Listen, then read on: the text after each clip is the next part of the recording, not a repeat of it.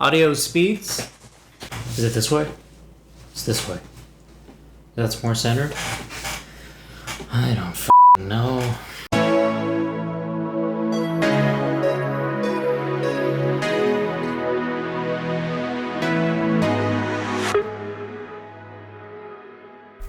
Hey guys, welcome back to the channel. As promised, here's the follow-up video to the last video that I uploaded, which was intended to be a lighting test that ended up turning into set design, which then snowballed into turning it into a short scene / short film. I don't know how that happened. I mean, just things like that happen with me. But I had scooped up these two new lights. It's a 2-light kit that you can find on VH Photo Video. They're the Great Video Maker, the GVM RGB 800D lights. Pretty good lights so far. I've been testing them out, but that was the whole purpose and intention of the last video that I uploaded. I had actually no intention of uploading a video. I was like, okay, let's test out these new lights. And then I was like, hey, let me move this thing here. And next thing you know, I'm in the middle of a scene acting, drinking whiskey at 3 a.m. So things happen. And if you're confused about what I'm talking about, here it is. This whole ransomware market has really spawned off and boomed because it really is difficult to go and find them and find out where they're coming from. Okay, so we just heard from Diana Magnay about Europol tweeting out that this requires an international investigation. Do you anticipate there will be one, and will it be able to find a way to stop things like this from happening? Well, the problem is the chances of getting hit or getting identified as a hacker is substantially low right now. Something as high as this one, with as much damage as it has done, there will probably be a substantial investigation going on to try to find these hackers, and they have before in the past gone and found these. What I would say though is that the way that this was delivered and that all the code is now out there on how to replicate the same thing. There's going to be a lot of copycats and a lot of folks in the hacking community, in the black hat community, trying to replicate this and get it out there very quickly to make money. So it'll be a very long process in the event that they're even able to find them.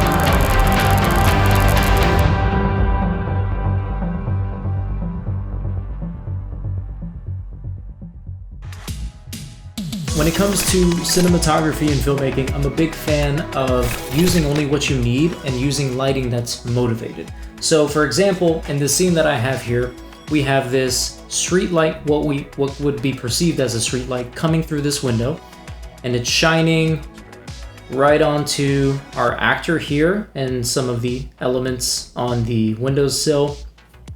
It's coming on his hand here, and then a little bit is splashing onto the chair. Wow, this is a really shitty drawing. That's fine. Okay, so that's motivated. That is a street light. So I set up one of these lights outside on my balcony, shining through the window. And I set the RGB to about like an orange hue. I have a practical here. Okay, it's almost the same color temperature, but not really as that. I wanted to kind of balance out the image with that orange practical. That's a little motivated too. So obviously the scene is a little low lit. The character would probably turn on a light. I have this Genaray light up here. It's a Bi-Color Genaray light, LED light, and it's shining down. I have it set up just above the character here, and it's shining down onto the table. So you kind of get a little bit on the table here. You kind of see it right here on the speaker. And I set it at about 30%. I didn't want it to be too strong. I didn't want to overlight the scene because I kind of wanted it to be low lit, and I wanted more of the character to be lit by the outside light. To go well with that orange color, I decided to go with green. So orange and green, those colors work really well together. Red and green work really well together. Obviously, Christmas, for example. So I have this green light, the other GVM LED shining onto the wall over here, right? and then you have this practical breaking that up. But I made some intentional decisions here. Yes, the practical sitting where it is was intentional. It's right there, right on about that third, sitting right there. We have this section here. We have orange here. We have orange here. And we have a lot of orange right here, okay? Now, with green, we have a little green here. And we have green right here. And we have green all in here, okay? So the image almost feels balanced. So you can balance an image not only with negative space and the objects in the scene, but you can kind of make an image feel balanced by using colors, shaping the image with color and light. So that's what I was going for here. I've got this practical right on the third behind the character. I've got an orange light coming through the window, shining onto the character and a little bit of the chair.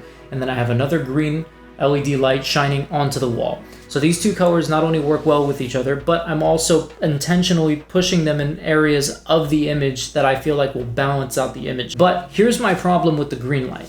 The green light for me feels a little too unmotivated. I would prefer to have the walls colored green or some kind of green wallpaper pattern, whatever it is, versus having a green light shining on the walls here. For this, it works fine because this guy does seem to be kind of like a hacker or a techie or some kind of mechanical engineer or whatever it is. So there could be something in the room that we're hiding, not showing you, that could be emitting a green light, whatever it may be the case. So for this, I'm kind of forgiving it. It's fine. But realistically, if I were to shoot this, I would prefer to have some kind of wallpaper or green paint on the walls if it's possible. Instead of painting the walls with light, a green light, I would rather have the walls themselves be green and choose a different type of lighting for this scene. Okay, so in this scene, we only have 3 shots. We have the opening shot of the can of butane, and then we have the wide angle of the character, and then a medium shot of the character. And then we cut back and forth between the wide and the medium shot. And if you noticed, I did some of the camera movements in post in Premiere Pro. So opening up on the character, I did a digital zoom forward very slowly. And then on the medium shot, I zoomed in very slowly again on the character, slowly over time. And then when we cut back to a wide, I decided to scale it up a little more and then shift the horizontal placement off to the left, and then kind of we went off to the side a little bit, making it look like a slider shot. And then back to the medium, still continuing zooming in on the character very slowly. If you're paying attention to that shot, you can see that the frame is getting closer and closer and closer and closer to the character, right? So after the character takes his big swig of the alcohol, he puts it back down, kind of sits there for a moment, pauses, he's contemplating, and then he puts his goggles back on. We start to pull away from him, okay? And then in the wide shot, again, we pull away from him. So entering the scene, we're getting close to the character. We're zooming in on the character. We're intensifying the scene, we're getting closer to the character, and then when we close out the scene, we start to pull away from the character on the medium, and then we pull away from him on the wide. So for this, probably I would have added a couple profile shots, cutting off. So when you add a profile shots, you're kind of cut off to the character. He's not looking at you. In the medium, he's looking almost directly at you, but in a profile, the character is cut off. And to add to that feeling of that character being cut off to the audience, I definitely would have put the camera behind the character with his back facing towards the audience. So between some close-ups, the back towards the camera, profile, maybe a little bit of a hint of what he's working at on the table, so maybe some close-ups on that. I don't think I really would have done anything differently. So as far as set design, I'm kind of happy with the way this image turned out, you know, just for being a little lighting test. But yes, if this were an official film, what would I have done differently? Like I said in the lighting example, I would have probably painted the walls green, if possible, applied wallpaper, if possible, and then I would have distressed the wallpaper. I would have made the scene feel a little bit more grungy. I would have had boxes lying around because I wanted this character to feel like he's moved in. I would have had maybe some stuff lying on the floor, maybe some cans, some paper balls, maybe tossed around. He just kind of like balled up a paper and threw it. And honestly, just adding some tech and gadgets to kind of add a hint as to what his profession or hobby is. But as far as set design, that's pretty much it. I have no idea how to end this video. I mean, do I say like, comment, subscribe, hit the notification bell? I don't know. I'll see you next time.